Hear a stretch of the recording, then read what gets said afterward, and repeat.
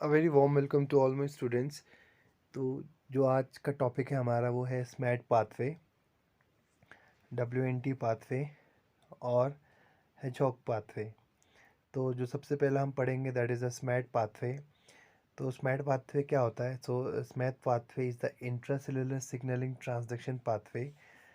तो ये क्या है? इंट्रासेलुलर सिग्नलिंग ट्रांसडक्शन पाथवे है। तो इस पाथवे में जो इम्पोर्टेंट प्रोटीन जो पार्टिसिपेट करता है दैट इज़ द स्मैट।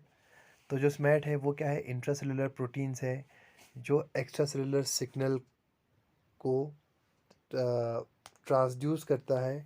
एंड जो मेनली जो एक्स्ट्रा सेलुलर सिग्नलिंग देता है वो कौन सा रहता है? That is the transforming growth factor beta, that is the TGF beta.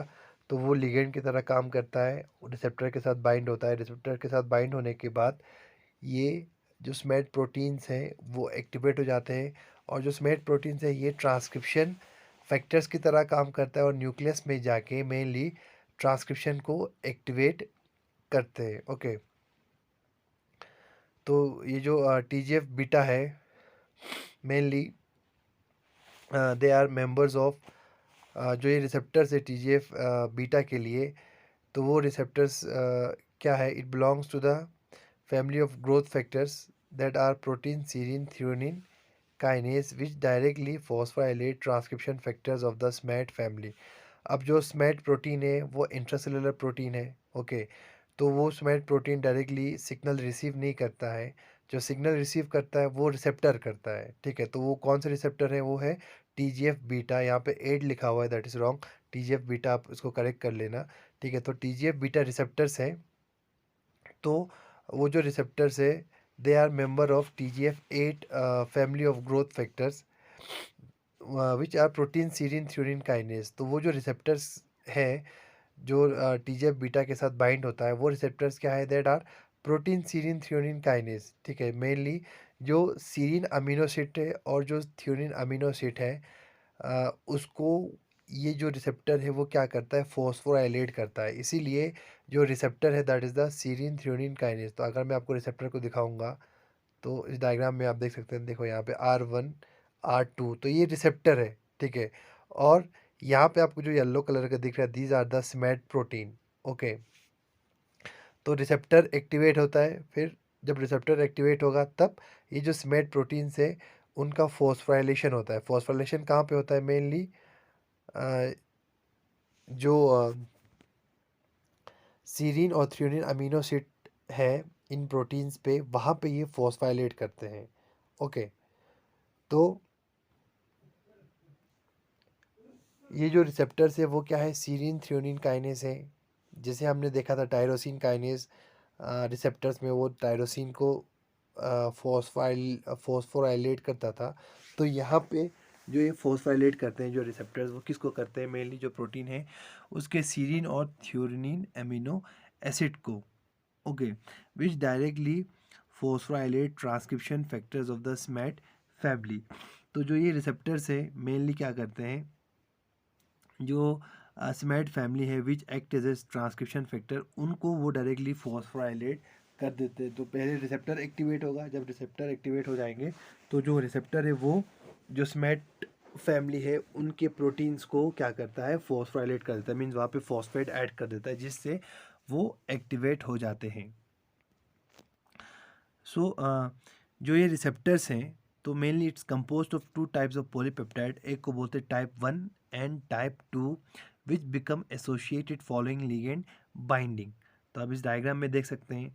तो मेनली जो रिसेप्टर्स हैं इस स्मैट सिग्नलिंग में, वो जो रिसेप्टर्स हैं वो दो टाइप्स के रहते हैं, R1 और R2। ठीक है, देखो यहाँ पे देखो R2, this is the light purple colour, और यहाँ पे जो ब्लू कलर है दैट इज़ द R1। तो टाइप 1 और टाइप 2 जो रिसेप्टर्स है वो रहते हैं, एंड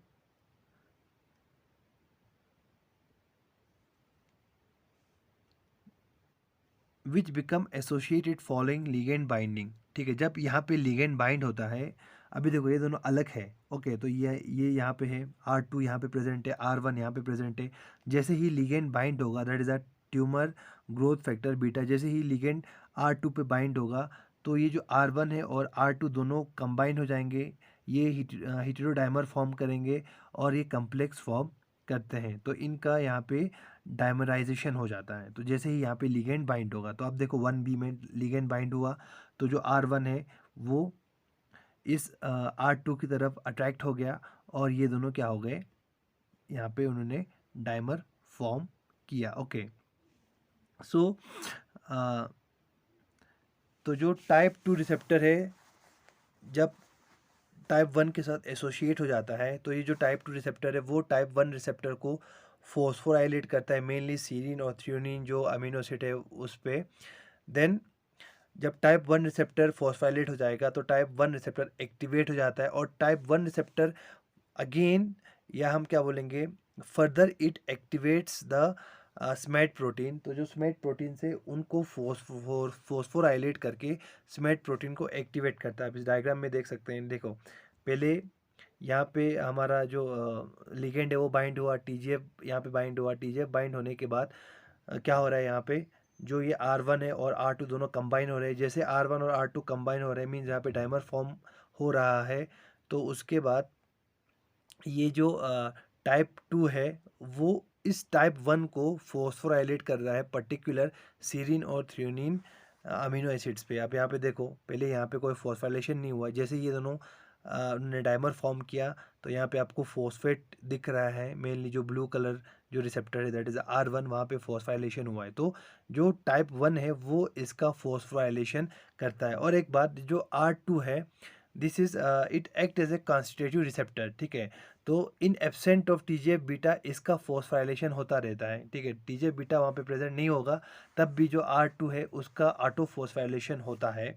तो जब यहाँ पे रिसेप्टर बाइंड होगा तभी ये R1 के साथ कंबाइन होकर R1 को फॉस्फोराइलेट कर देता है, और जब R1 फॉस्फोराइलेट हो जाएगा तो R1 एक्टिवेट हो जाता है। तो ये R1 जो रिसेप्टर है फर्दर, या जो स्मैट है यहाँ पे स्मैट प्रोटीन, उसको फोस्फोराइलेट कर देता है, ओके, एंड उस स्मैट को एक्टिवेट कर देता है। तो अगर हम रिसेप्टर्स की बात करेंगे, और जब ये जब ये स्मैट एक्टिवेट हो जाएगा, या जो फॉस्फोराइलेटेड स्मैट एक्टिवेट हो जाएगा, या स्मैट का फॉस्फोराइलेशन हो जाएगा, तो अब ये न्यूक्लियस में एंटर हो जाता है और वहाँ पे जीन एक्सप्रेशन को रेगुलेट करता है। तो ये बहुत एक इम्पॉर्टेंट है, दैट इज़ हमारे पास या ह्यूमंस में 42 different members of TGF beta families present रहते हैं। कितना? 42 डिफरेंट जो लिगेंड है that is a TGF beta वो प्रेजेंट है, जो डिफरेंट रिस्पॉन्स दिखाते हैं टारगेट सेल्स में, ओके। तो आप सोच सकते हैं कितना टीजीएफ बीटा प्रेजेंट होगा हमारे बॉडी में, दैट इज़ 42 डिफरेंट मेंबर्स, ठीक है। तो 42 डिफरेंट मेंबर्स हैं, तो वो 42 जो डिफरेंट मेंबर्स हैं वो अलग अलग टारगेट सेल्स में अलग अलग क्या दिखाते हैं, जो सिग्नलिंग प्रोसेस है वो दिखाते हैं। तो ये हो गया 42। देन ये जो 42 टीजीएफ बीटा है लिगेंड है वो 7 डिफरेंट टाइप 1 रिसेप्टर और 5 टाइप 2 रिसेप्टर के साथ क्या करता है, इंटरेक्शन करता है, ठीक है। तो हमारे पास टाइप 1 जो रिसेप्टर है वो 7 टाइप्स के हैं, और टाइप 2 रिसेप्टर्स कितने हैं, 5 टाइप्स के हैं। तो ये दोनों कंबाइन होके अलग जो रिसेप्टर्स हैं वो दिखाते हैं। तो जो अलग रिसेप्टर अलग लिगेंड के साथ बाइंड होगा, और वहाँ पे आपको एक कम्बिनेटोरियल इंटरेक्शन देखने को मिलेगा। एक तो हमारे पास 42 डिफरेंट टीजीएफ बीटा फैमिली है, ठीक है, टीजीएफ लिगेंड है हमारे पास, ट्यूमर ग्रोथ फैक्टर है हमारे पास, और उसके साथ साथ एक हमको वैरायटी, या हम एक बोलेंगे वेरिएबल देखने को मिल रहा है किसमें, रिसेप्टर्स में भी, ठीक है, सिंगल रिसेप्टर्स नहीं है। तो जो रिसेप्टर्स भी फॉर्म हो रहा है तो वहाँ पे 5 डिफरेंट टाइप्स के टाइप 2 रिसेप्टर्स हैं, और 7 टाइप 1 रिसेप्टर्स है। तो ये दोनों कंबाइन होकर अलग एक टाइप का रिसेप्टर फॉर्म करते हैं। फॉर एग्जांपल टाइप 1 के है type 1A, type 1 type 2 type 1 type 1 2, type 1 3, type 1 4, इसी तरह 7 है। तो वो टाइप 2 जो रिसेप्टर है उसके 5 में से किसी के साथ भी कंबाइन हो सकता है। तो वहाँ पे इनके कम्बिनेशन से वहाँ पे आपको वैरायटी ऑफ रिसेप्टर देखने को मिलेगा, ओके। देन उसके साथ साथ जो स्मैट प्रोटीन है, जो स्मैट मेंबर्स है वो भी डिफरेंट है, ठीक है। तो 8 फैमिली मेंबर्स पाए जाते हैं स्मैट के। तो देखो लिगेंड में भी आपको वेराइटी दिख रही है, ठीक है। देन उसके बाद आपको रिसेप्टर में भी वैरायटी दिख रही है। देन उसके बाद आपको सोमैट प्रोटीन में भी वैरायटी दिख रही है। तो आप सोच सकते हो, इमेजिन कर सकते हो कि कितना वहाँ पे, जो अगर हम सोमैट प्रोटीन की बात करेंगे या सोमैट ट्रांसडक्शन की बात करेंगे, तो वहाँ पे कितना वेरिएशन आपको देखने को मिल सकता है, क्योंकि 42 मेंबर्स हैं सोमैट फैमिली के, सॉरी रिसेप्टर्स के। देन उसके बाद रिसेप्टर्स के ही, सॉरी लिगेंड के 42 डिफरेंट फैमिली है, that is a TGF beta, उसके डिफरेंट फैमिलीज है 42। उसके बाद जो रिसेप्टर है उसका खुद डिफरेंट हमको वैरायटी देखने को मिल रहा है, एक का 7 है, एक का 5 है। उसके बाद हमको जो स्मैट प्रोटीन है उसका भी वैरायटी देखने को मिल रहा है। तो वहाँ पे आपको अलग सेल्स में अलग रिस्पॉन्स देखने को मिलेगा, बट इनका जो पाथवे है वो क्या रहता है, हमेशा सेम रहता है। जो जिस पाथवे के थ्रू ये ट्रांसडक्शन शो करते हैं वो सब में सिमिलर है, बट उनका जो एक्शन होगा, जो रिएक्शन होगा, बाद में जो रिस्पॉन्स डेवलप होगा वो थोड़ा सा डिफरेंट होगा। ओके। देन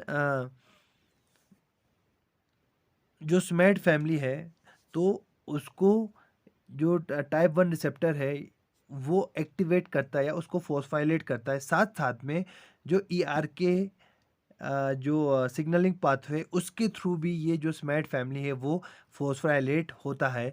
तो जिसकी वजह से यहाँ पे एक इंटरसेक्शन फॉर्म होता है TGF बीटा और स्मैट पाथवे और ERK जो पाथवे इन दोनों के बीच में, और ये दोनों बहुत इंपॉर्टेंट रोल प्ले करते हैं या बहुत क्रिटिकल रोल प्ले करते हैं किसमें, एम्ब्रियोनिक डेवलपमेंट में। तो अगर हम सिग्नलिंग पाथवे की बात करेंगे, तो जो most abundant TGF beta receptor है दैट इज़ द R3, वो क्या है, एक सेल सरफेस प्रोटीओग्लाइकन है, जिसको हम क्या बोलते हैं, ग्लाइकन भी बोलते हैं, which binds to concentrate TGF near the cell surface. आप इस डायग्राम में देख सकते हैं, ठीक है। तो जो R3 है मेनली जो it's a cell surface receptor. तो ये जो R3 का काम क्या रहता है कि जो ये TGF बीटा है जो लिगेंड है उसको कंसंट्रेट करता है मेनली जो R2 रिसेप्टर है उसके पास, ठीक है। तो सिग्नल को वहाँ पे वो कंसंट्रेट करके फिर R2 जो रिसेप्टर है वहाँ तक पहुँचाता है। देन जो टाइप 1 है और टाइप 2 रिसेप्टर है, they are dimeric transmembrane protein with serine threonine kinase as part of their cytosolic domain.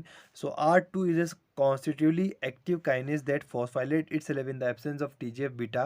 Binding of TGF beta induces the formation of complexes containing two copies of R1 and R2. Okay, तो अभी हम directly यहाँ पे जाएंगे। तो यहाँ पे क्या होता है आप देख सकते हैं, जैसे ही लिगेंड बाइंड होगा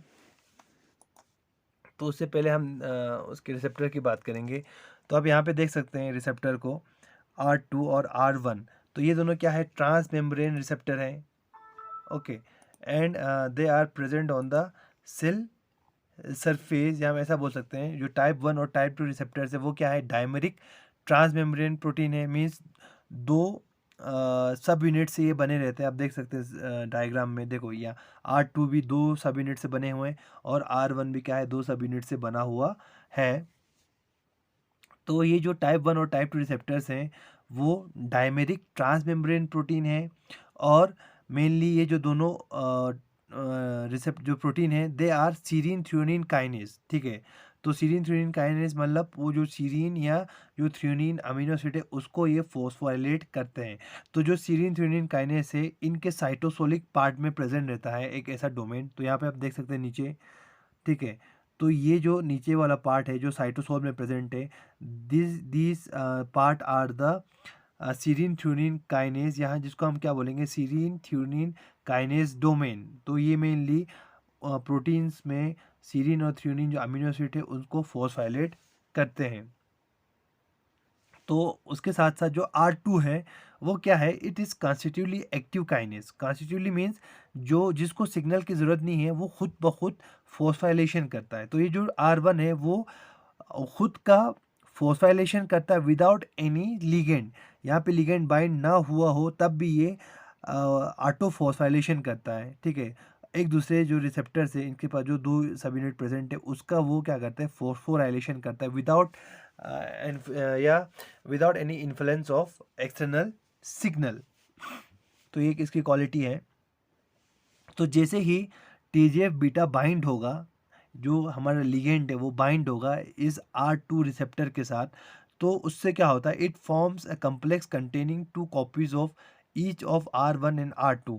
तो जैसे ही यहाँ पे हमारा TGF बीटा बाइंड होगा, तो यहाँ पे डायमीराइजेशन हो जाता है किसका, R1 और R2 का, और दोनों में क्या है, दोनों में बोथ कंटेन्स 2 सब units of each R1 and R2। तो आप देख सकते हैं यहाँ पे R2 के पास भी 2 सब यूनिट है, R1 के पास भी 2 सब यूनिट है, दोनों क्या हो गए यहाँ पे कंबाइन हो गए और दोनों ने यहाँ पे डाइमर फॉर्म किया। ओके, तो हम इसको बोलेंगे हेटेरोटेट्रामर, क्योंकि यहाँ पे 4 सब यूनिट प्रेजेंट है, तो इसीलिए हेटेरोटेट्रामर। साथ साथ में जो R3 है वो भी इसके साथ एसोसिएट हो जाता है। तो जैसे ही ये दोनों ये लिगेंड के साथ बाइंड होने के बाद इन्होंने ये जो कम्प्लेक्स फॉर्म बनाया है, बीच में जो 3 आपको यहाँ पे लिखा हुआ है, जो ये कम्प्लेक्स उन्होंने फॉर्म किया, तो जो R2 है वो अब क्या करता है, वो R1 को फोस्फोराइलेट कर देता है।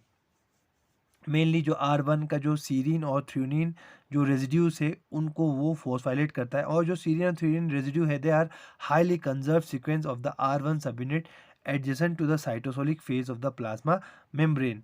तो मेनली जो साइटोसोलिक फेज में प्रेजेंट रहता है जो सीरीन थ्रेओनीन जो अमीनो एसिड है, तो they are very conserved sequences, ठीक है। तो R2 उन सीक्वेंस को क्या करता है, फोस्फोराइलेट करता है। अब यहाँ पे देख सकते हैं R1 पे जो आपको येलो कलर के पी मार्क दिख रहा है, that is the phosphorylation of the serine threonine residue by the type 2 receptor, ठीक है। जो टाइप 2 रिसेप्टर है उन्होंने टाइप 1 रिसेप्टर के सीरीन थ्रेओनीन जो काइनेस है, सीरीन थ्रेओनीन जो अमीनो एसिड है उसको क्या किया, फोस्फोराइलेट कर दिया। देन उसके बाद क्या होता है,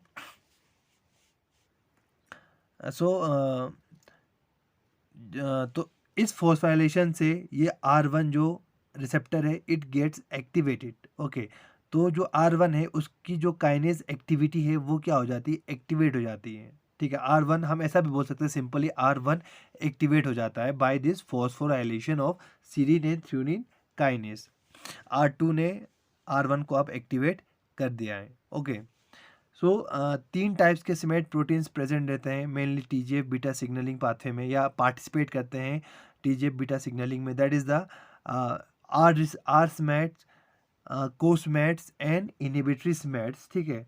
तो आर स्मैट्स को हम क्या बोलते हैं, रिसेप्टर रेगुलेटेड स्मैट्स, ठीक है, जिसको जो रिसेप्टर है वो रेगुलेट करता है, तो इसीलिए आर स्मैट उसको बोलते हैं, that is regular, sorry, receptor regulated SMAD. तो जो स्मैट 3 है, स्मैट 2 है, तो वो क्या रहते हैं, that those are the regular receptor regulated SMAD, that is the R SMAD. Then उसके बाद कोस्मैट वहाँ पे होता है, that is the SMAD 4 is a co-SMAD. Then उसके बाद एक स्मैट और होता है, that is the inhibitory SMAD और एंटागोनिस्टिक स्मैट। तो ये जो मेनली स्मैट पाथवे है उसको एंटागोनाइज करता है, और मेनली जो स्मैट सिग्नलिंग पाथवे है उसको इनहिबिट कर देता है। तो अभी हमने देखा कि जैसे ही TGF बीटा यहाँ पे बाइंड हुआ रिसेप्टर पे R2 के साथ, तो R2 और R1 ने डायमीराइजेशन किया। डायमीराइजेशन करने के बाद जो R2 है उसने R1 के सीरीन थ्रेओनीन जो रेजिड्यूज है, जो कंजर्व रेजिड्यूज है, उनको फोस्फोराइलेट कर दिया। फोस्फोराइलेट जैसे ही हुआ तो ये जो R1 है वो एक्टिवेट, या R1 की जो काइनेस एक्टिविटी है वो एक्टिवेट हो गई, जो काइनेस डोमेन है वो एक्टिवेट हो गया। जैसे ही ये एक्टिवेट होगा तो उसने क्या किया, जो स्मैट 3 है उसको फोस्फोराइलेट कर दिया। तो पहले फोस्फोराइलेशन से पहले हम जानेंगे स्मैट 3 के बारे में। तो जो स्मैट है, जो आर स्मैट है, मेनली इसमें 2 डोमेन्स रहते हैं, MH1 और MH2, जिसको सेपरेट किया जाता है मेनली एक फ्लेक्सिबल लिंकर रीजन से। तो आप इस डायग्राम में देख सकते हैं, तो MH2 ऊपर वाला रीजन है, MH1 नीचे वाला रीजन है, और इसके बीच में एक ब्लैक आपको चेन लाइक स्ट्रक्चर दिख रहा है, एक thread like structure, that is the linker region, तो जो क्या है, फ्लेक्सिबल है। सो जो एन टर्मिनल रहता है MH1 का, तो it contains a specific DNA binding sequence. तो जो MH1 है, तो MH1 यहाँ पे एक पर्टिकुलर एक कंजर्व सीक्वेंस रहता है, या स्पेसिफिक DNA बाइंडिंग सेगमेंट रहता है, जिसको हम क्या बोलते हैं, न्यूक्लियर लोकलाइजेशन सिग्नल, NLS, ठीक है, that is the nuclear localization signal. तो यहाँ प्रेजेंट है। तो न्यूक्लियर लोकलाइजेशन सिग्नल क्या करता है, हमेशा जो प्रोटीन है उसको न्यूक्लियस में लेके जाता है। कहाँ पे, न्यूक्लियस में लेके जाता है and this NLS is required for protein transport into the nucleus. तो जो न्यूक्लियर लोकलाइजेशन सिग्नल है वो इम्पॉर्टेंट रहता है किसके लिए, मेनली जो प्रोटीन है उनके एक्सपोर्ट के लिए, कहाँ पे, न्यूक्लियस में, ठीक है, न्यूक्लियस में उनको ले जाने के लिए ये एनालिस जो सिग्नल है वो इम्पॉर्टेंट रहता है। और जब ये SMAD3 या जो R-SMAD है वो इनएक्टिव फॉर्म में रहता है, जब वो इनएक्टिवेट होता है, जब वहाँ पे कोई सिग्नलिंग प्रेजेंट नहीं होगा, जब कोई TGF बीटा लिगेंड बाइंड नहीं हुआ होगा रिसेप्टर्स पे, तो उस टाइम पे जो ये न्यूक्लियर लोकलाइजेशन सिग्नल है वो क्या रहता है, इट इज़ मास्क या इट्स कवर्ड, ठीक है। तो जो एनालिस है it is covered and the MH1 and MH2 domain associate in such a way that they cannot bind to DNA or to a cosmet, ठीक है। तो वो इस तरीके से एक दूसरे के साथ इंटरेक्ट करते हैं कि ना तो एनालिस DNA के साथ बाइंड हो पाता है और ना जो MH2 है वो किसी कोसमेट के साथ बाइंड हो पाता है। तो वो दोनों, उनका जो बाइंडिंग जो साइट्स है वो क्या हो जाते हैं, वो कवर हो जाते हैं, ठीक है, जब वो इनएक्टिवेट फॉर्म में होते हैं। तो जैसे ही एक्टिवेट होगा, एक्टिवेट कैसे होगा, जो टाइप 1 रिसेप्टर है वो सीरीन जो थ्रीयोनिन काइनेस है उसको फॉस्फाइलेट करता है। तो मेनली जो ये टाइप 1 जब एक्टिवेट हो जाता है टाइप 1 रिसेप्टर, तो जो टाइप 1 रिसेप्टर क्या करता है, इस SMAD3 में मेनली हम ऐसा बोल सकते हैं, जो 3 सीरीन रेजिड्यूज को क्या करता है, वो फॉस्फोराइलेट कर देता है। किसको, 3 सीरीन रेजिड्यूज को, मेनली जो MH2 कम्प्लेक्स है उसमें 3 सीरीन रेजिड्यूज को ये फॉस्फाइलेट कर देता है नियर द C टर्मिनस। कहाँ पे, जो कार्बोक्सी टर्मिनस है वहाँ पे फॉस्फाइलेट कर देता है, या हम ऐसे बोल सकते हैं MH2 जो कम्प्लेक्स है उसमें 3 सीरीन रेजिड्यूज को ये फॉस्फाइलेट कर देता है। तो जैसे ही 3 सीरीन रेजिड्यू का फॉस्फाइलेशन हो जाएगा तो जो रिसेप्टर्स हैं, जो ये 2 पार्ट्स हैं या 2 डोमेन्स है, दैट इज MH2 और MH1, दे गेट सेपरेटेड, ठीक है। तो वो अलग हो जाते हैं, आप जिसमें देख सकते हैं वो अलग हो जाते हैं। जैसे वो अलग हो जाएंगे तो क्या होता है, तो जो ये SMAD3 प्रोटीन है हम उसको अब एक्टिवेटेड बोल सकते हैं, ठीक है, हम अब एक्टिवेटेड बोल सकते हैं, जैसे समझने के लिए हम बोल सकते हैं कि ये एक्टिवेट हो गया है। तो जैसे ये ओपन हो जाएंगे, दोनों अलग हो जाएंगे, तो जो न्यूक्लियर लोकलाइजेशन सिग्नल है वो अब अवेलेबल हो जाता है, और साथ में जो SMAD3 है उस पे जो कोसमेट बाइंडिंग साइट से वो भी क्या हो जाते हैं, वो अवेलेबल हो जाते हैं। ओके, तो जो NLS है वहाँ पे एक प्रोटीन आके बाइंड हो जाता है जिसको हम क्या बोलते हैं, इम्पॉर्टेंट बी। तो जो आपको यहाँ ग्रीन कलर का दिख रहा है that is the importin B. तो ये इम्पॉर्टेंट बी मेनली इम्पोर्ट कराता है प्रोटीन्स का, कहाँ पे, न्यूक्लियस में। तो जो इम्पोर्टेंट भी है एनालिस के साथ बाइंड हो जाएगा, that is a nuclear localization signal, उसके साथ बाइंड हो जाएगा। और जो SMAD3 है वो SMAD के साथ बाइंड होगा, दैट इज अ SMAD4।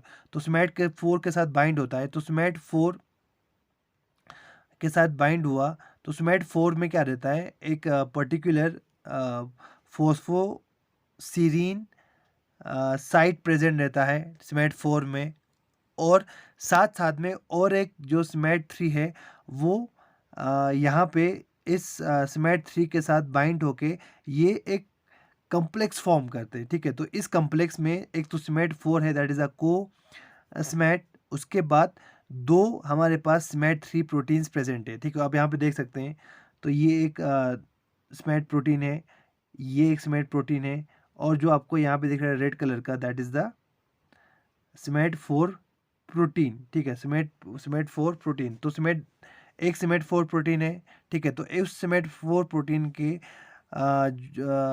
जो एक पार्ट डोमेन है उसमें फॉस्फोसीरीन जो साइट है वो प्रेजेंट है, और वहाँ पे मेनली जो एक हमारा SMAD3 है उसका फॉस्फेट वहाँ पे जाके बाइंड हो जाता है। उसके बाद उस प्रोटीन में जो हमारा SMAD3 प्रोटीन है उसके जो फॉस्फोसीरीन साइट है वहाँ पे दूसरे SMAD3 प्रोटीन का फॉस्फेट जो है वो बाइंड हो जाता है। तो इस तरीके से ये तीनों मिलके एक कम्प्लेक्स फॉर्म करते हैं। तो हम ऐसा भी बोल सकते हैं, तो जैसे ही जो NLS है इस पे इम्पॉर्टेंट बाइंड हो जाएगा तो क्या होगा, simultaneously A complex containing 2 molecules of SMAD3, देखो यहाँ पे 2 मॉलिक्यूल्स ऑफ SMAD3 है, आपको दिख रहा है कि नहीं, ये वाला देखो, मैं आपको एक बना देता हूँ।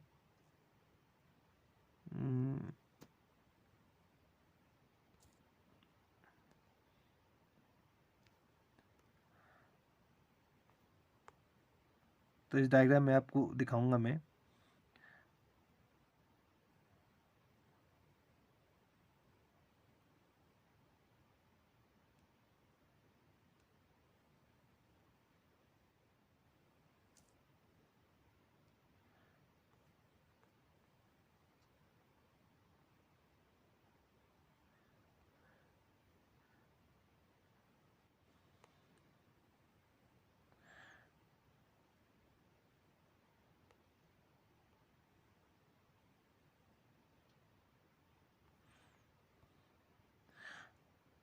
तो यहाँ पे मिल नहीं रहा है मेरे को। ओके, तो आप समझ लो यहाँ पे बस कि देखो यहाँ पे दो है, एक ये वाला साइड है जहाँ पे एनएलएस आपको दिख रहा है, एनएलएस, और ये SH2 डोमेन और MH2 डोमेन और MH1 डोमेन, और यहाँ पे एक सिमेट्री प्रोटीन प्रेजेंट है दैट इज हैविंग एनएलएस और एक MH2 डोमेन। ओके, देन उसके बीच में जो पिंक कलर का आपको दिख रहा है, लाइट पिंक सा, दैट इज अ SMAD4। तो ये तीन तीन जो सब यूनिट है उससे एक कम्प्लेक्स फॉर्म होता है। So that this complex is stabilized by the binding of two phosphorylated serine in each SMAD3। देखो यहाँ पे एक SMAD3 है, उसका फॉस्फोराइलेशन हुआ है, यहाँ पे एक SMAD है, उसका फॉस्फोराइलेशन हुआ है। तो ये जो फॉस्फोराइलेटेड साइट है वो इस कम्प्लेक्स को क्या करता है, इस कम्प्लेक्स को वो मेंटेन करते हैं या इसको स्टेबल रखते हैं। Then the bound important B then mediates translocation of heterotrimeric R-SMAD co-SMAD complex into the nucleus। अब उसके बाद जो यहाँ पे आपको ग्रीन कलर का दिख रहा है that is a importin B. तो ये जो सिग्नल है वो क्या करता है, इम्पॉर्टेंट बी प्रोटीन इस कम्प्लेक्स को न्यूक्लियस के अंदर लेके जाते हैं। कहाँ पे, न्यूक्लियस के अंदर लेके जाते हैं। देन जैसे वो न्यूक्लियस में पहुंचता है तो जो इम्पॉर्टेंट बी है वो डी एसोसिएट हो जाता है। उसके डी एसोसिएशन में जो रान जीटीपी है वो एक्टिवली पार्टिसिपेट करता है। ठीक है, तो ये जो रान जीटीपी है वो इम्पॉर्टेंट प्रोटीन को वहाँ से हटा देता है, बीटा इम्पॉर्टेंट को हटा देता है, और जो स्मैट है वो जाके स्पेसिफिक जो ट्रांसक्रिप्शन फैक्टर्स हैं वहाँ पे जाके या दूसरे ट्रांसक्रिप्शन फैक्टर्स है उनके साथ कॉपरेशन में या उनके साथ एसोसिएशन में जाके स्पेसिफिक जो टारगेट जीन्स है उनका ट्रांसक्रिप्शन कराता है। ठीक है,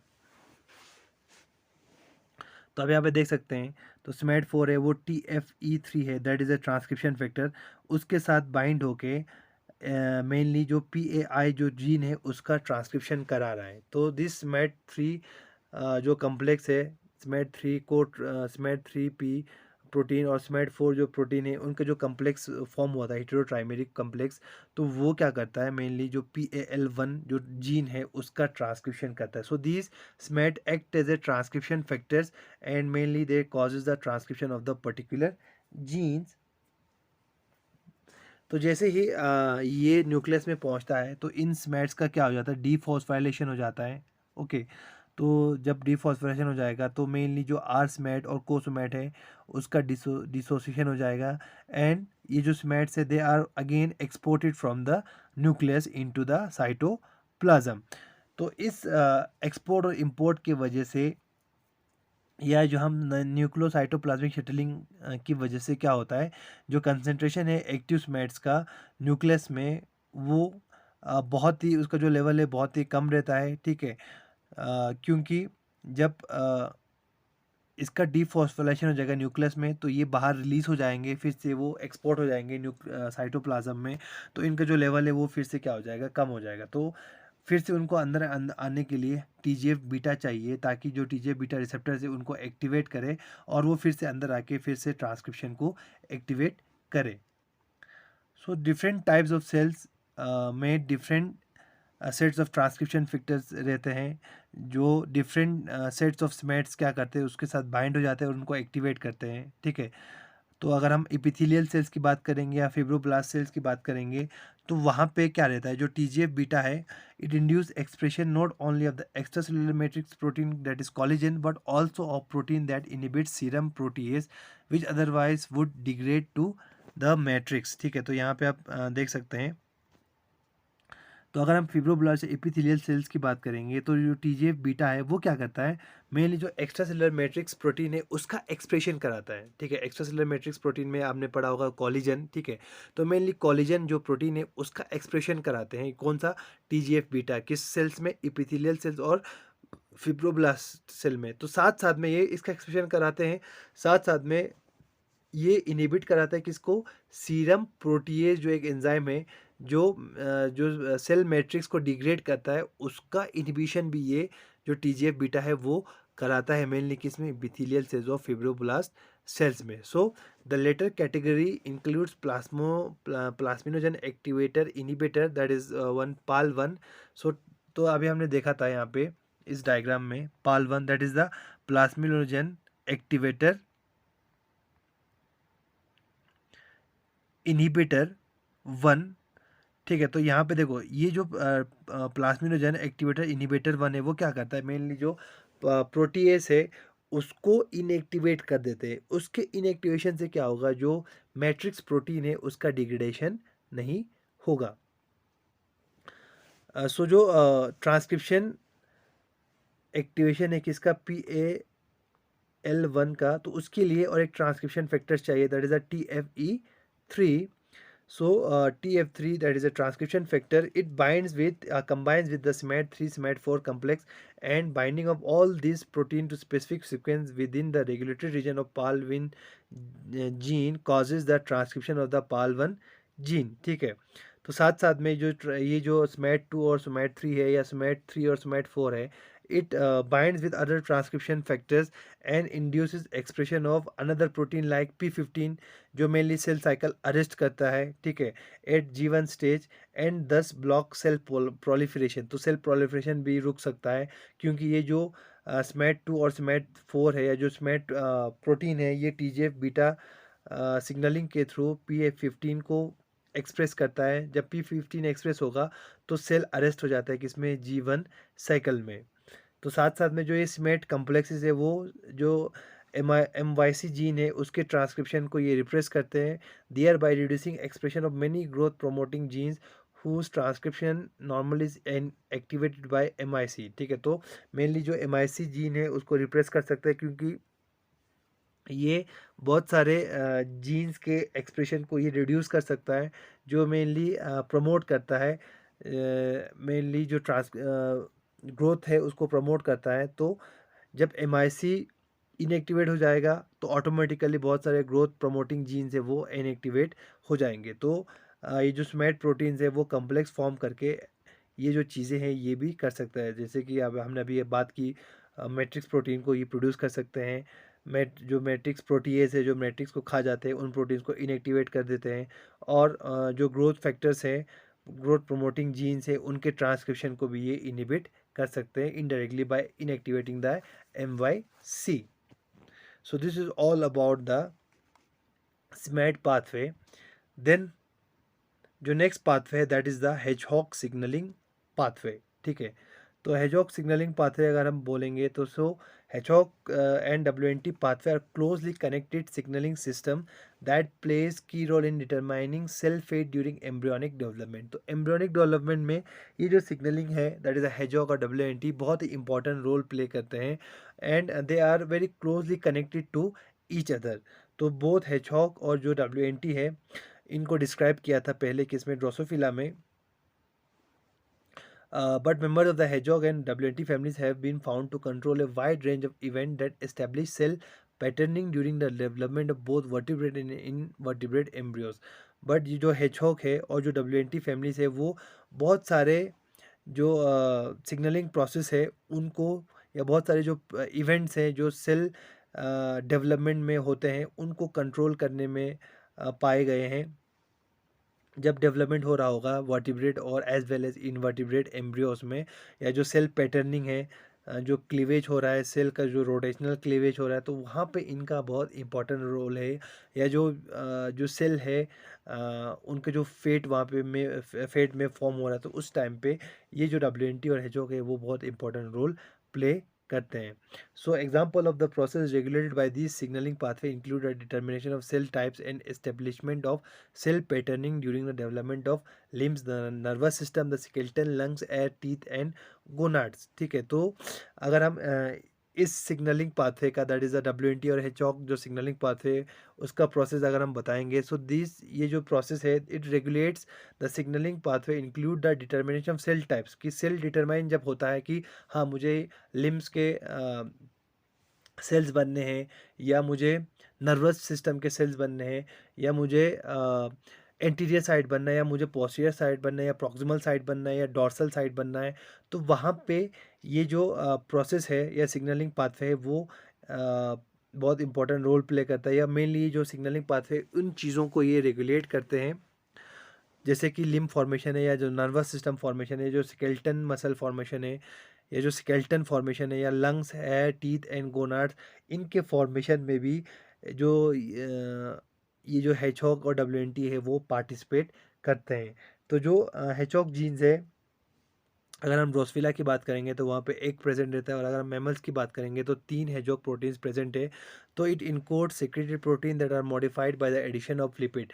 तो जो हेचहॉग जीन है वो प्रोटीन्स को इनकोड करता है, या प्रोटीन को ट्रांसक्राइब करता है. जब ये प्रोटीन्स लिपिड के साथ बाइंड होते हैं तो ये मॉडिफाई हो जाते हैं, जिसको हम क्या बोलेंगे, फॉस्फो, या हम ऐसे बोल सकते हैं दैट इज़ द लाइपोप्रोटीन. तो जो फंक्शनल रिसेप्टर है हेचॉक प्रोटीन का, it consist of 2 transmembrane protein, that is the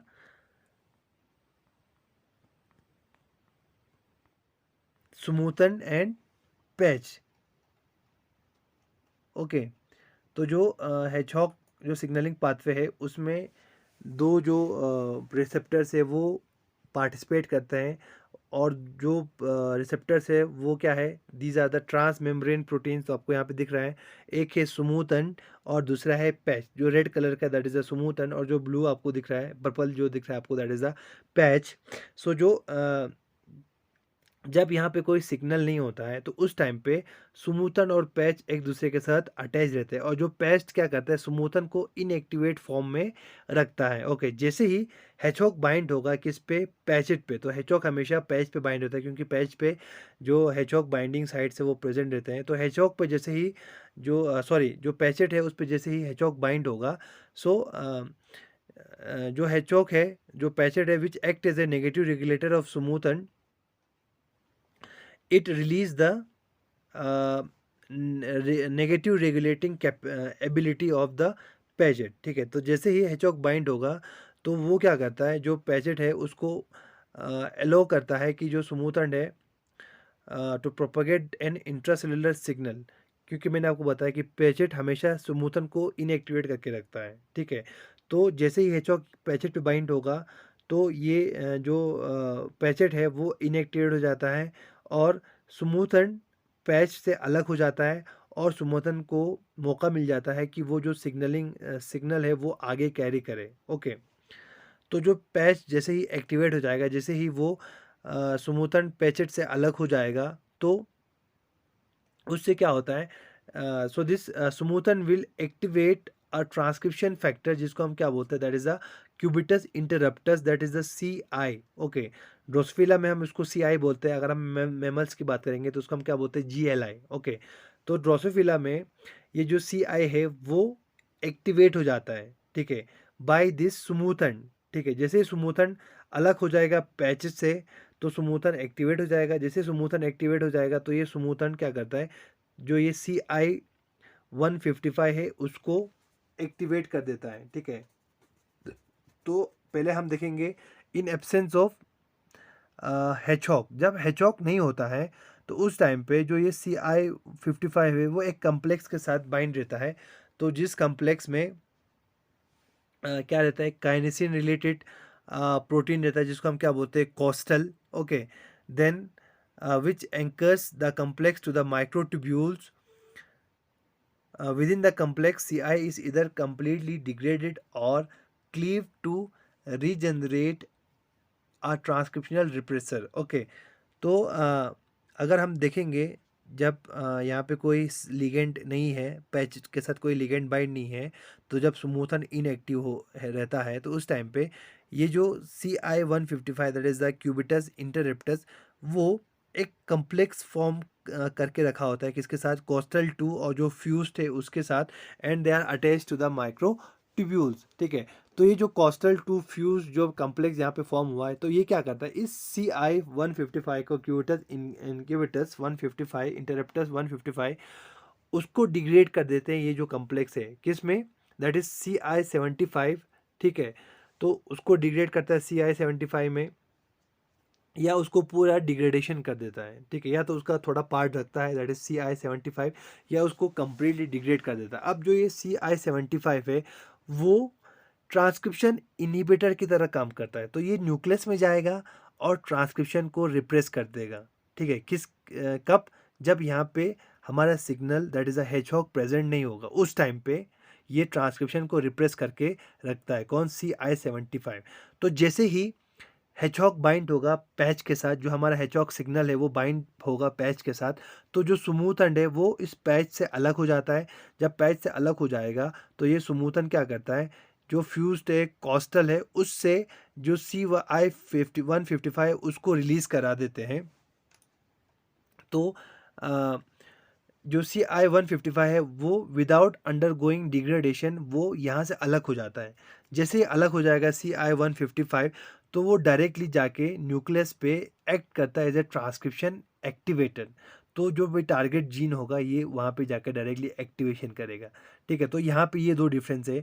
जब हमारा सिग्नल प्रेजेंट होगा तो ये CI that is the cubitus interruptus उसके ओरिजिनल फॉर्म में जाके DNA के साथ बाइंड होगा, और जब ये ओरिजिनल फॉर्म में होता है दैट इज़ द CI-155, तो ये ट्रांसक्रिप्शन एक्टिवेटर की तरह काम करता है। बट जब यहाँ पे सिग्नल एब्सेंट होगा दैट इज़ नो हेजहॉग, तो उस टाइम पे ये जो CI-75 है उसका क्लीवेज होता है या उसका डिग्रेडेशन होता है कहाँ पे, मेनली इस कम्प्लेक्स में, that is the fuse coastal 2 और माइक्रोट्यूब्यूल जो कम्प्लेक्स है इसमें इसका डिग्रेडेशन हो जाता है, और वहाँ पे एक इनहिबिटर जो CI-75 है वो डेवलप होता है और वो जाके ट्रांसक्रिप्शन को रिप्रेस करता है। So in this way the hedgehog signalling pathway is regulated, या हम ऐसे बोलेंगे इट्स प्रोपोगेटेड। ओके, देन जो नेक्स्ट सिग्नलिंग पाथवे है that is the WNT signalling pathway. तो अगर हम WNT सिग्नलिंग पाथवे की बात करेंगे तो WNT जो प्रोटीन है they are family of secreted growth factors,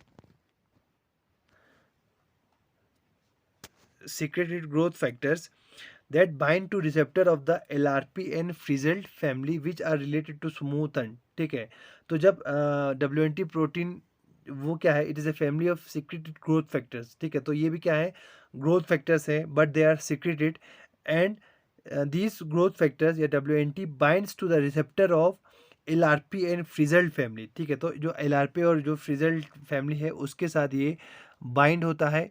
तो जो LRP और फ्रिजल्ट है they are related to the smoothened and patch. ठीक है, तो जैसे स्मूथन और पैच था वैसे ही जो फ्रिजल्ट और LRP है वो वैसे ही उनके साथ मतलब रिलेटेड है। तो जो सिग्नलिंग है, अगर हम सिग्नलिंग की बात करेंगे तो signaling form LRP and frizzled leads to activation of a cytoplasmic protein called dishevelled. ठीक है, तो जो फ्रिजल्ट और LRP क्या करता है, एक प्रोटीन को एक्टिवेट करता है जिसको हम क्या बोलते हैं, डी शेल्फ।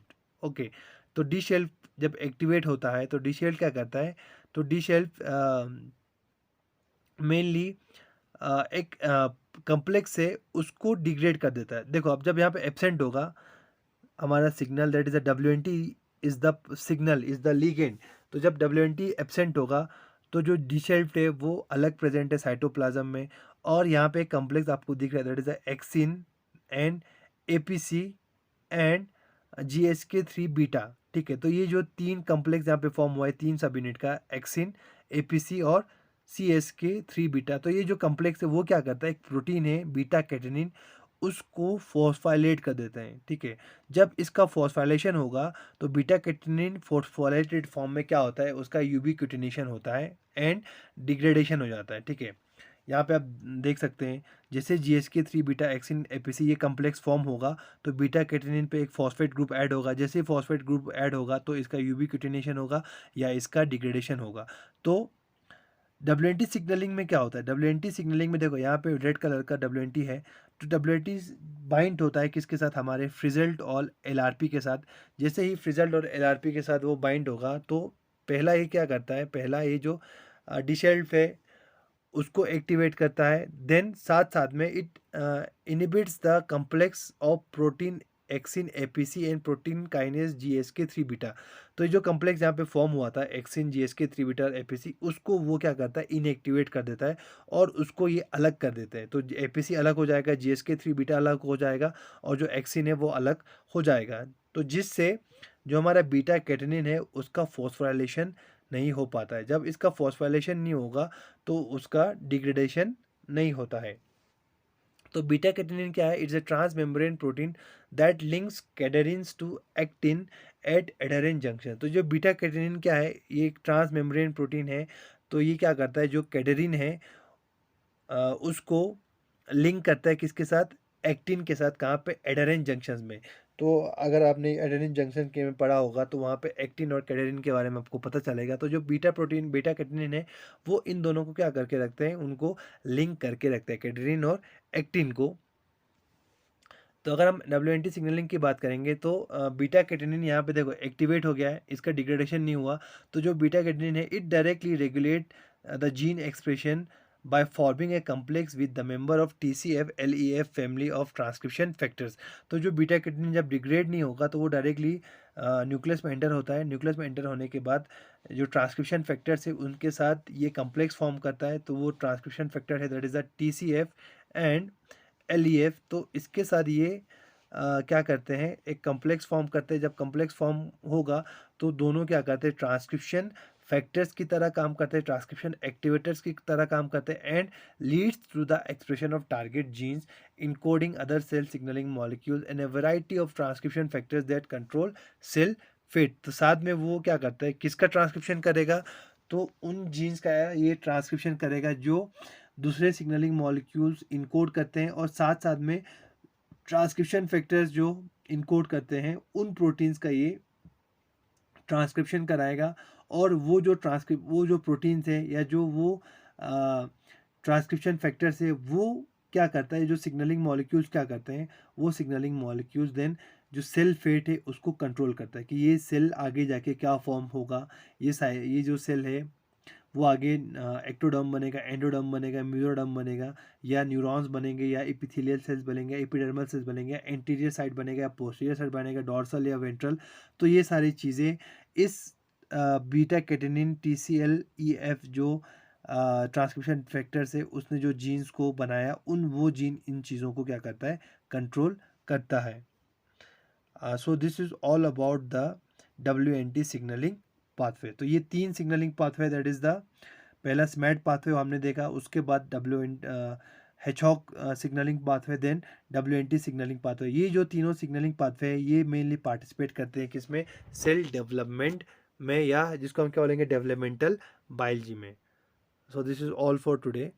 Thank you.